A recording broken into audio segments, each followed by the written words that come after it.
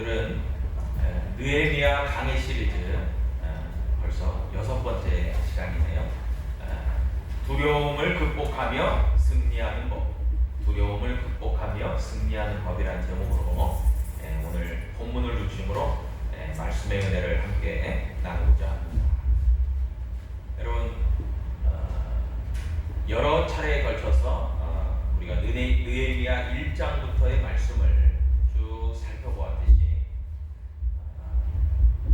이스라엘 백성들, 특별히 남유다 백성들이 나라가 망하고 그들의 죄악으로 인하여 나라가 망하고 바벨론이라는 곳으로 이제 끌려가고 포로로 끌려가게 되는 이런 참 참담한 그런 역사 속에서 70년이 지나죠. 포로기 70년이 지나면서 하나님께서 그들에게 약속하신 것도 있고 또 그들에게 은혜를 베푸셔서 3차례에 걸쳐서 포로 귀환이 이루어집니다. 첫 번째 포로 귀환이 수룹바벨을 중심으로 한 포로 귀환을 통해서는 이제 우여곡절 끝에 무너졌던 예루살렘의 성전이 복구되죠. 그래서 그것을 복구된 성전, 수룹바벨 성전이라고 합니다. 그리고 두 번째 포로 귀환이 에스라, 학사 겸 제사장이었던 에스라를 중심으로 한 두 번째 포로 귀환이 있었죠. 그래서 그들이 말씀을 새롭게 하고 그리고 하나님께 드리는 예배를 새롭게 하는 그런 부흥의 역사들을 이루어갑니다. 그러나 시간이 지나면서 다시금 예루살렘과 유다 사람들에게 큰 위기들이 닥쳐옵니다.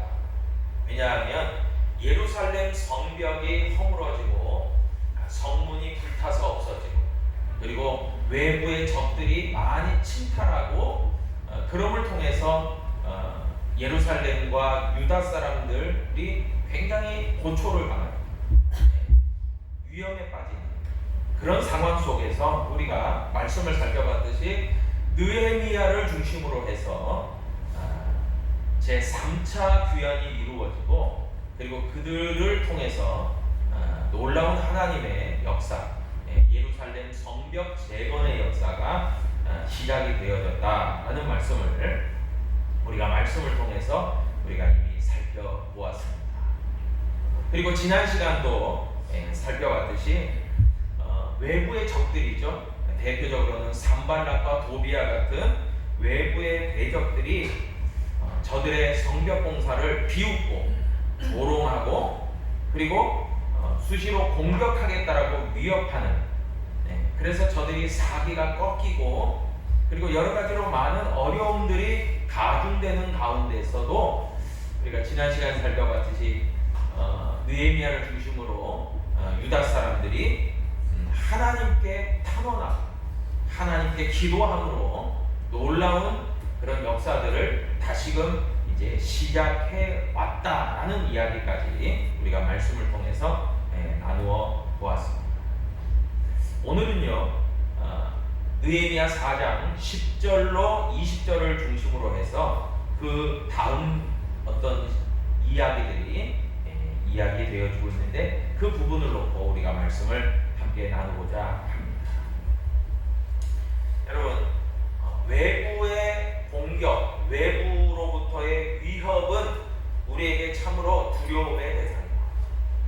그래서 우리같이 이제 광주광역시 남쪽이잖아요. 일명 우리 대한민국에서도 남부 지역에 살면 그다지 휴전선 쪽에 있는 분들에 비해서 북한의 위협을 그다지 많이 느끼지 못하는 가운데서 살아가고 있습니다. 그런데 저도 경기도 양주에서 군 생활을 했지만 최전방은 아니죠. 거기보다 조금 떨어진 한 30km 떨어진 그런 쪽에서 제가 이제 군 생활을 했지만 여러분 그 휴전선 쪽에 있는 그 주민들, 그 주민들이 느끼는 위협 그리고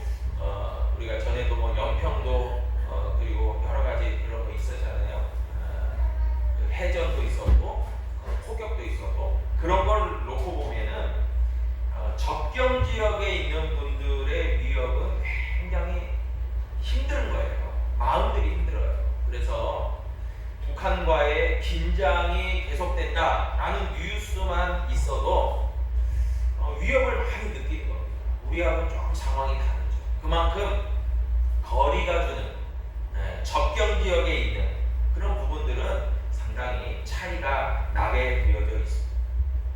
그래서 외부로부터의 위협은 상당히 두려운 거예요. 그건 직면한 현실이기 때문에 그렇습니다.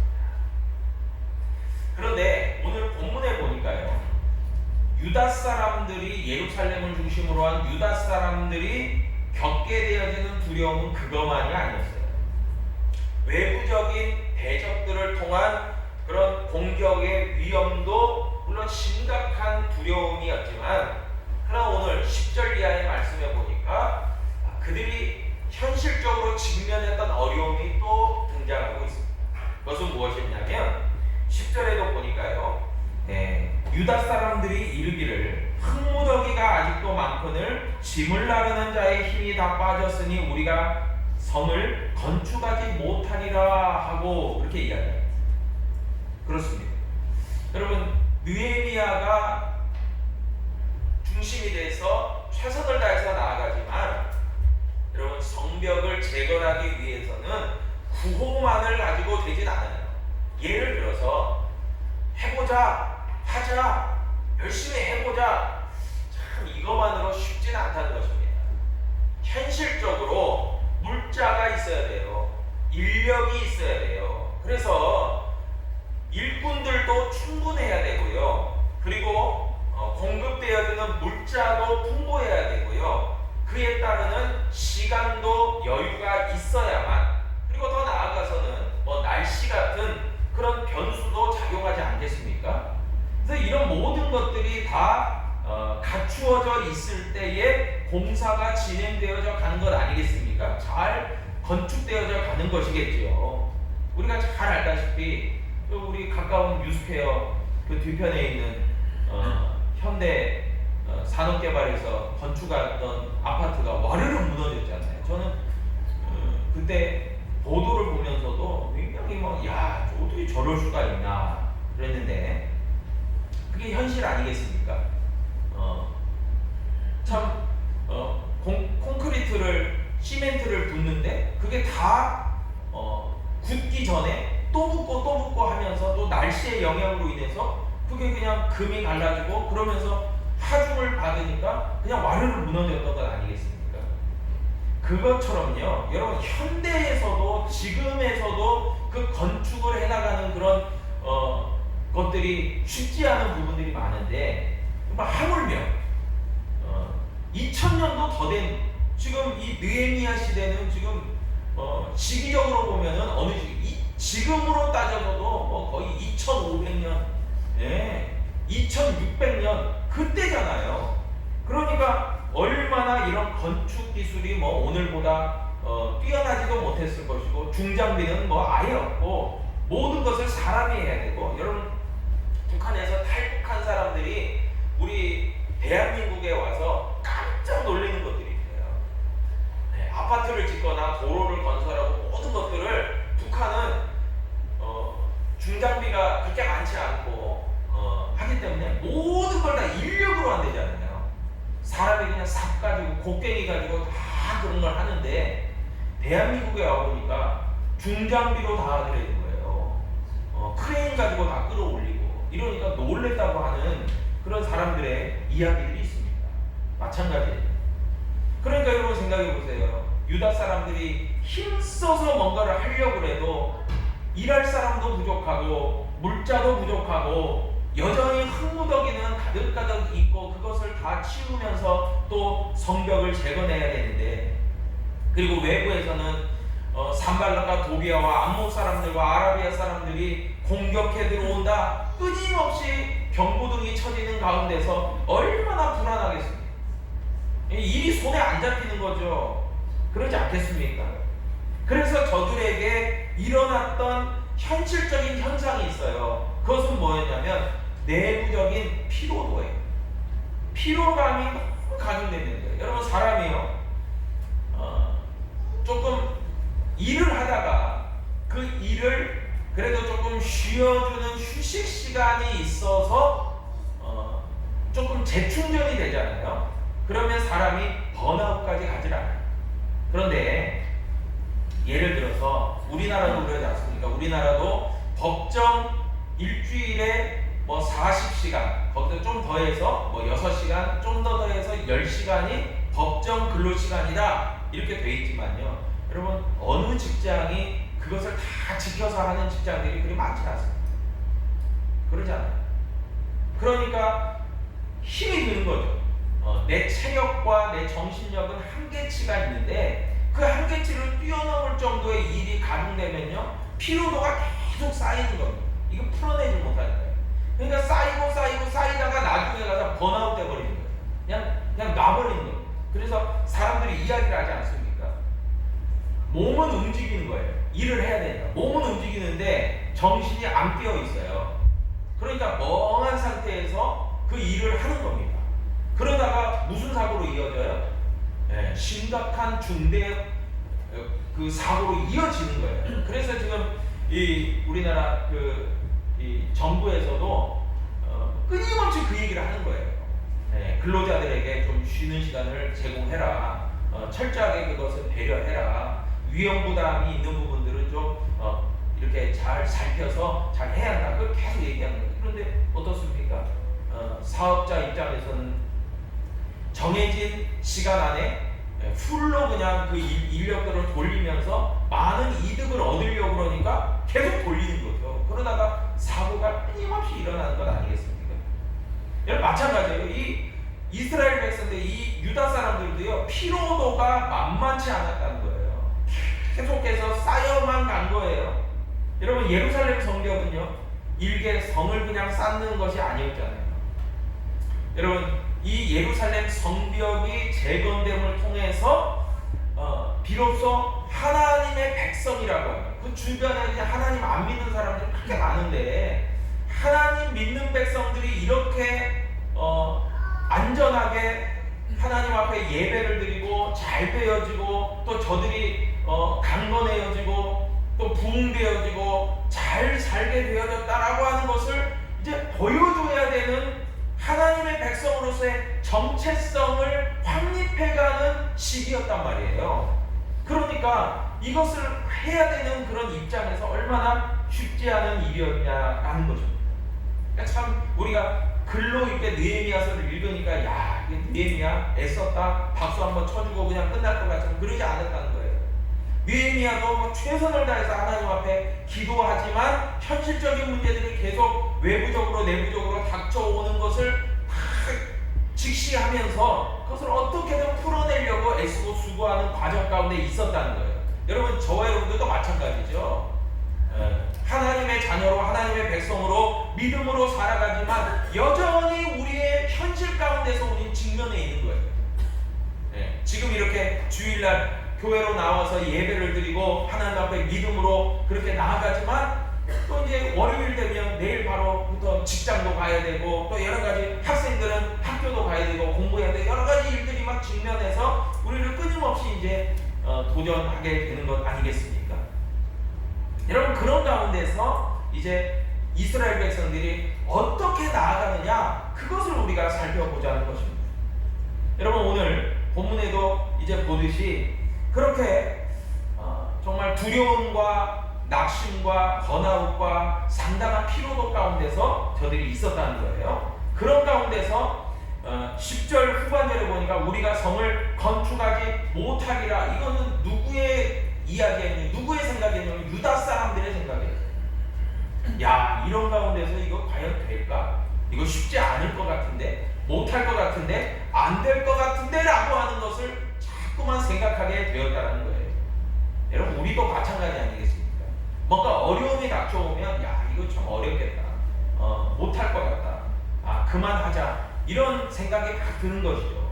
근데 여러분 생각해 보세요. 땅 짚고 헤엄치기라고 뭐 모든 일이 순탄하게 다 이루어지고 열려지고 정말 모든 것이 다 완벽하리만큼 다 풀려나가는 가운데서는 누가 못합니까? 다 하죠. 안 그렇습니까? 그런데 힘들고 어렵고 참 쉽지 않고 이러니까 못하겠다 이런 얘기가 막 하소연이 터져 나오게 된 겁니다. 그럴 때예요.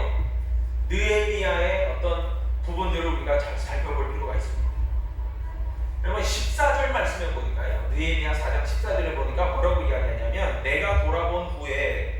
일어나서 귀족들과 민장들과 남은 백성에게 말하기를 너희는 그들을 두려워하지 말고 지극히 크시고 두려우신 주를 기억하고 너희 형제와 자녀와 아내와 집을 위하여 싸우라 하였느니라. 아멘. 네, 여러분 여기서 잘 유념해서 보셔야 돼요. 느헤미야가 먼저 백성들 그렇게 낙심하고 못하겠다, 이게 어렵겠다 이런 백성들에게 뭘 이야기했냐면 첫 번째로요, 너희 눈에 육신의 눈으로는 직접적으로 보이지는 않겠지만 그러나 영으로 믿음으로 너희의 하나님을 경외하는 마음을 가져야 된다, 그 얘기를 한 거예요. 예. 유다 백성들에게는 지금 위협이 뭘로 다가옵니까? 내부적인 어떤 피로감, 내부적인 어떤 부정적인 생각, 그뿐만이 아니라 외부로부터의 대적들의 두려움이 있었다는 거예요. 그게 실질적인 두려움입니다. 그러니까 육신의 눈으로 항상 보는 거죠. 듣는 거죠. 안 되겠구나, 어렵겠구나 이런 겁니다. 그런데 느헤미야는 백성들에게 역으로 반대로 눈에 보이진 않지만 너희가 정작 두려워해야 돼, 너희가 정작 진짜로 두려워해야 될 분은 하나님이시다라는 걸 가르쳐준 거예요. 너희가 하나님을 두려워해야 돼. 그 말은 뭡니까?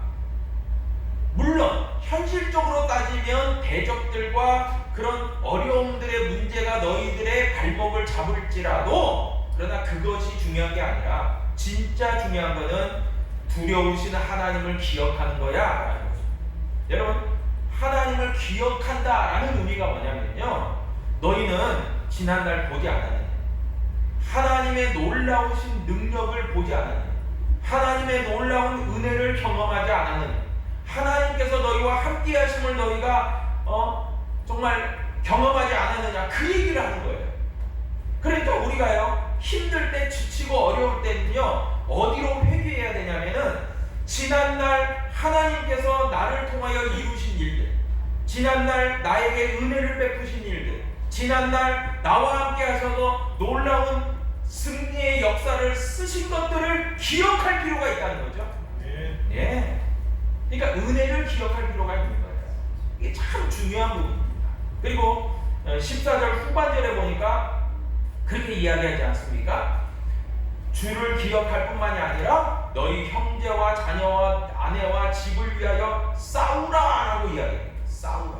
여러분, 현실을 놓고 보고 이제 영적인 부분도 있고 우리의 어떤 실제적인 부분도 보고 다 싸움이에요. 싸움. 전쟁입니다. 끊임없는 전쟁. 여러분, 우리가 믿음 생활도요 다른 말로 표현하면 영적 전쟁입니다. 여러분, 평화기가 있을 수 있어요.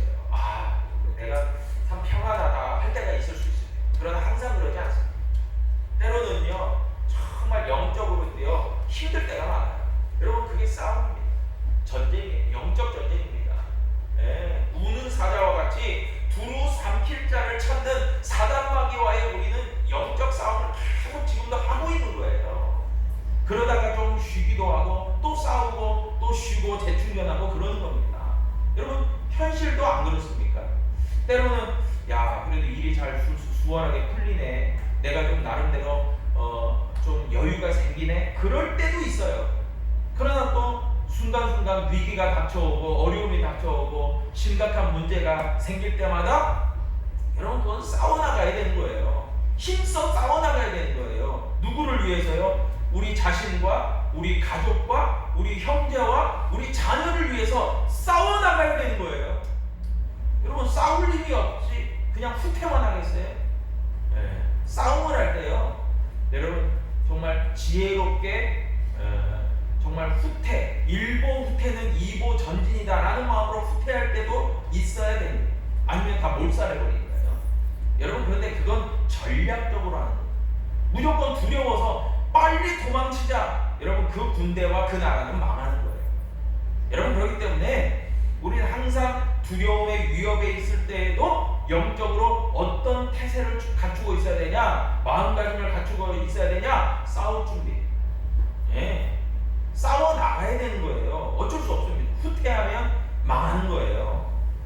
여러분, 그렇기 때문에요 우리가 우리의 두려움의 대상은 하나님이시고 우리는 하나님을 경외하는 믿음으로 나아가야 된다는 것이 굉장히 중요하고요. 그게 주를 기억하는 믿음이죠. 그뿐만이 아니라 우리는요 항상 준비 태세가 있어야 돼요. 예. 싸울 준비도 돼야 되고요. 그 다음 보니까요 15절이 이야기해요. 우리의 대적이 우리가 그들의 의도를 눈치챘다 함을 들으니라 하나님이 그들의 꾀를 패하셨으므로 우리가 다 성에 돌아와서 각각 일하였는데 라고 이야기합니다. 여러분 우리 눈에 보이지 않아요. 하나님이 일하시면요 우리가 직접적으로 눈에 보여지지는 않을 부분이 많아요. 그러나요 저는 좀 간증을 하자면 그런 생각이 많이 들더라고요. 이게 우연이냐? 절대로 우연이 아니에요. 뭐예요? 하나님의 계획하심과 하나님의 인도하심 가운데서 하나님의 역사가 있었던 거예요. 그것을 많이 간증하게 됩니다. 여러분 무엇입니까? 지난날 이스라엘 백성들, 유다 백성들이요 정말 저들의 위협 가운데 있었지만 하나님께서 그것을 막아주시는 역사가 있었다는 거예요. 정말 우리는 두려워 떨고 있었는데 하나님이 그들의 꾀를 패하시고 그들의 공격을 막아주시는 역사. 그래서 유다 백성들이 다시금 안심하고 성으로 돌아와서 일에 참여할 수 있었다라는 것입니다. 이게 굉장히 중요한 부분이에요. 그래서 우리가 가져야 될 믿음은 어떤 믿음이냐? 하나님은 우리를 도우셔서 우리의 믿음의 방패가 되시는 하나님이다. 우리의 피난처가 되시고 우리의 안식처가 되시는 하나님이다. 그 믿음이 저와 여러분 가운데 있기를 축복합니다. 정말 중요한 거예요. 하나님은 늘 우리를 보호하시는 하나님이야. 그 믿음이 있어야 되는 거죠. 우리를 망하게 하시는 분이 아니에요. 우리를 지키시는 하나님이에요. 우리를 도우시는 하나님이에요. 그뿐만이 아니라요. 오늘 본문 말씀 16절로 18절을 보니까 매우 중요한 포인트가 나옵니다. 그게 뭐냐면은 저들이 하나님을 경외하는 믿음으로 하나님의 은혜를 기억하고 또 하나님의 막아주심을 경험할 뿐만이 아니라 그 유다 백성들 스스로도 방비하는 일을 했다는 거예요. 실질적으로. 그게 무엇이었습니까? 16절 이하에 보니까요. 그때로부터 라고 얘기해요. 그때로부터 내 수와 사람들의 절반은 일하고 절반은 갑옷을 입고 창과 방패와 활을 가졌다라고 이야기해요. 그러면서 18절에 보니까 건축하는 자는 각각 허리에 칼을 차고 건축하며 나팔 부는 자는 내 곁에 섰다라고 이야기하고 있어요. 이게 무엇입니까? 한마디로 이야기하면요 현대 축구에서도 보면 가장 효과적인 전략 전술이 무엇입니까? 전원 공격, 전원 수비예요. 그런데요 이게 되려면 뭐가 필요하냐? 강인한 체력이에요. 그래서 2002년 잘 아시다시피 월드컵 때 거스 히딩크라는 정말 명장이죠. 세계적인 명장 아닙니까? 네덜란드에 그 감독이 부임해서 우리 대한민국 그 축구 선수들을 딱 보니까 거꾸로 알고 있더라는 거예요. 뭐냐면은 우리 선수들은 어떻게 생각하고 있고 우리 국민들은 어떻게 생각하고 있었냐면 우리 대한민국 축구는 유럽 축구나 선진 축구에 비해서 기술력이 부족해.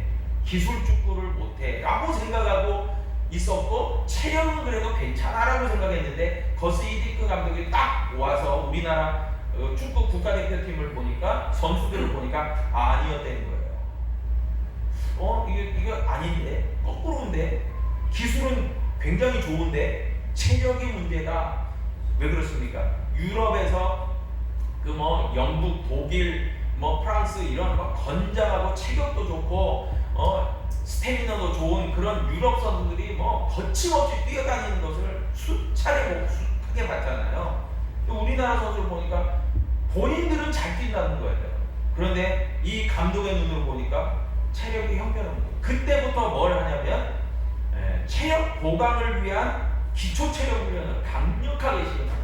그래서 그때 기억하시겠지만 명문팀들하고 경기에서 5대0으로 지고 막 그랬어요. 그럴 때 막 언론들은 난리가 났어요. 정말 이게 이런 결과로 어떻게 창피하게 이 주최국으로서 대한민국이 월드컵에 나가냐 이러면서 난리를 쳤거든요. 그럴 때 거스 히딩크 감독은 눈 하나 깜짝 안 했다. 왜요? 5대 0으로 지고 그런 게 지금 중요한 게 아니라 체력 보강하고 전략 전술을 잘 세워서 그렇게 이제 본선에 나가서 실질적으로 할 때에 제대로 해보겠다. 그 계획이 섰던 거죠.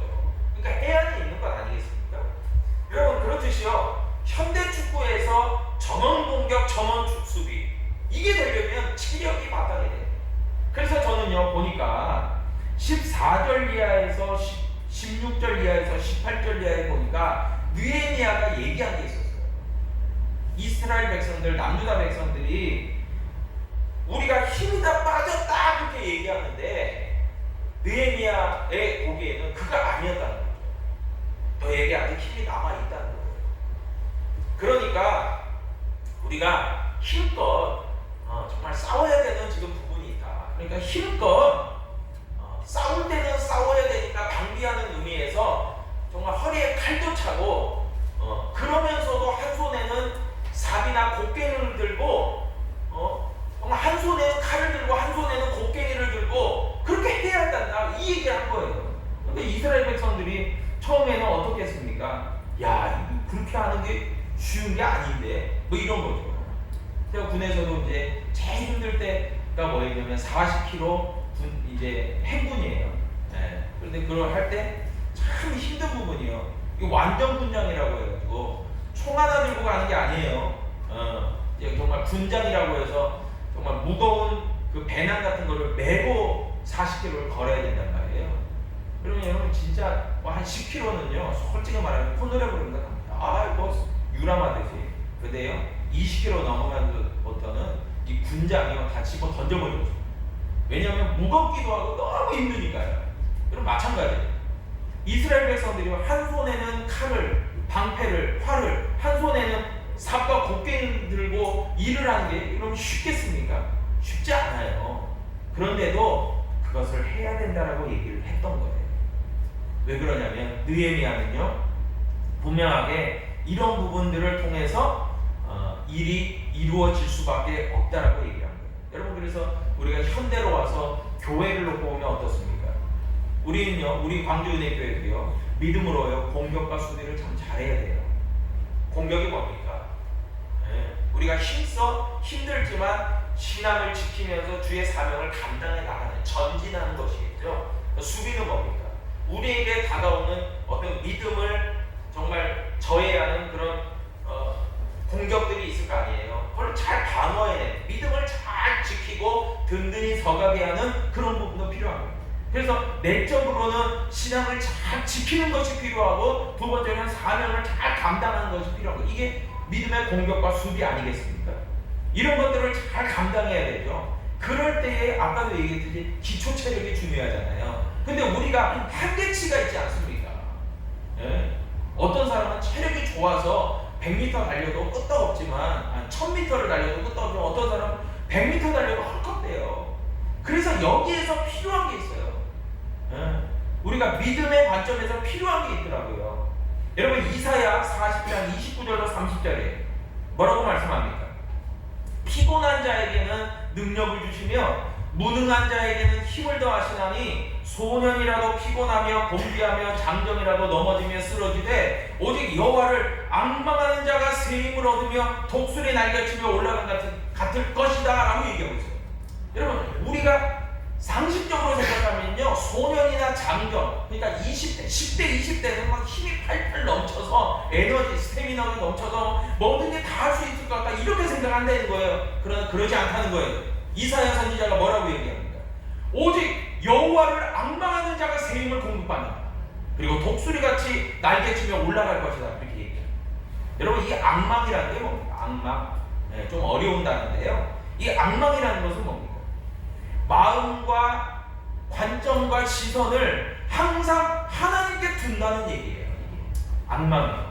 그 뭡니까? 다른 거에 한눈 팔지 않는다는 거예요. 때로는 자기 자신도 안 바라봐요. 자기 자신 바라보니까 늘 초라하죠. 별 볼 일 없죠. 그러니까 안 될 것 같다. 부정적인 생각하는 거예요. 외부적인 걸 자꾸 바라보고 남 바라보니까 옆에서 막 해보자 이런 좋은 친구가 있으면 좋겠는데 옆에서 한숨만 푹푹 쉬고 있어요. 그러니까 더 기운 빠진 거예요. 진 빠진 거예요. 이거 못하겠다 이거. 그런데 그럴 때 해야 되는 게 있다는 거예요. 뭐예요? 이사야 선지자가 가르쳐주고 있잖아요. 오직 여호와를 앙망해라. 하나님 바라봐라 그거예요. 하나님 바라볼 때에 너희를 주목하고 계시는 하나님이 계심을 너희가 알게 될 거다라고 얘기하는 거예요. 이게 참 믿음의 관점이 이렇게 중요해요. 안 된다 하면요 진짜 안 돼버려요. 근데요 말이 시가 된다고 된다 하면 돼요. 근데 더 놀라운 것은요 하나님이 나를 도우신다 하면 진짜 돼버려요. 아멘? 여러분 그런 역사가 있었다는 거예요. 느헤미야가요 그렇게 백성들에게 요구한 거예요. 너희들의 한계치는 있다. 분명히 현실적인 게 있다. 그러나 하나님을 바라봐야 된다. 하나님이 너희의 힘의 공급자다. 너희의 도움이시다. 하나님을 앙망해라. 그 얘기를 한 거예요. 그리고 이제 마지막에 보니까 오늘 본 말씀 19절로 20절에 보니까요 뭐라고 이야기합니까? 이 공사는 크고 넓음으로 그렇게 이야기합니다. 그리고 우리가 성에서 떨어져 거리가 먼즉 너희는 어디서든지 나팔 소리를 듣거든 모여라 이렇게 얘기해요. 여러분 이게 무엇을 의미하겠어요? 어떤 사람은 아까도 얘기했듯이 접경 지역에서 사는 사람들이 있어요. 어떤 사람들께도 좀 후방 지역에서 사는 사람들이 있어요. 좀 안전지대에서 사는 사람들이 있어요. 그러니까 각기 처지와 상황이 다 달랐다는 거예요. 그러나 너희가 나팔 소리가 들리면, 그러니까 나팔 소리가 뭐예요? 적이 쳐들어왔다, 문제가 생겼다, 그거 아니겠습니까? 그러니까 나팔 소리가 들리면 일시에 모여라 그거예요. 근데 여러분 망하는 나라의 특징이 있어요. 뭡니까? 나팔 소리 들리면 도망가기 바빠요. 걸음아 나 살려. 그런데요 진짜 승리하고 위대한 나라들의 특징이 있어요. 나팔 소리 들리면요 다 모입니다. 지난날 중동과 잘 아시겠지만 이스라엘과 아랍 국가들이 전쟁을 했잖아요. 중동 전쟁 1차, 2차, 3차, 4차 중동 전쟁을 할 때 그렇게 인구로 따지면요 게임이 안 돼요. 인구로 따지면 수백만 대 10억이에요. 인구로 게임이 안 돼요. 군사력 게임이 안 돼요. 그런데 이스라엘이 다 이겼어요. 중동 1, 2, 3차 대전을 다 이겼어요. 그 이유가 있어요.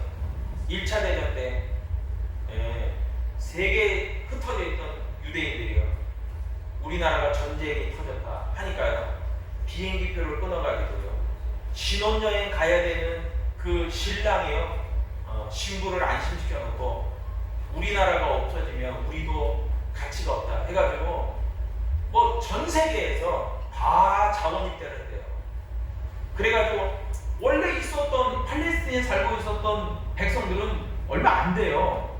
그런데 귀국해서 자원 입대한 인력들이 어마어마해요. 근데 더 놀라운 것은요 아랍 국가들은 별로 전쟁 경험이 없었다는 거예요. 그런데 이렇게 전 세계적으로 모여들었던 그 히브리 사람들, 유대인들은요 놀랍게도요 세계 1차 세계대전, 세계 2차 세계대전에 참전했던 참전 용사들이 그렇게 많았대요. 그래서 결국 뭡니까? 전쟁을 해본 사람들이 그렇게 많았대요. 그래서요 별 볼 일 없는 물자 가지고도요 대승을 거뒀어요. 그리고 일시에 모여들었어요. 뭡니까? 정말 중요한 게 있어요. 힘들다 하니까요 다 도망가게 바빠요. 그러면 그 나라는 망하는 거예요. 그 조직은 망하는 거예요. 근데 힘들다 나팔이 불려요. 울려 터져요. 막 사이렌이 울려요. 그런데 힘들수록 우리가 모여야지 하면서 쫙 모이는 조직이나요 모이는 국가는 승리하는 거예요. 그 얘기를 하고 있어요 지금. 네. 여러분 어떻습니까? 진짜 우리가 결론적으로 하나님이 우리를 도우십니다. 하나님을 앙망해야 돼요. 하나님을 경외해야 돼요.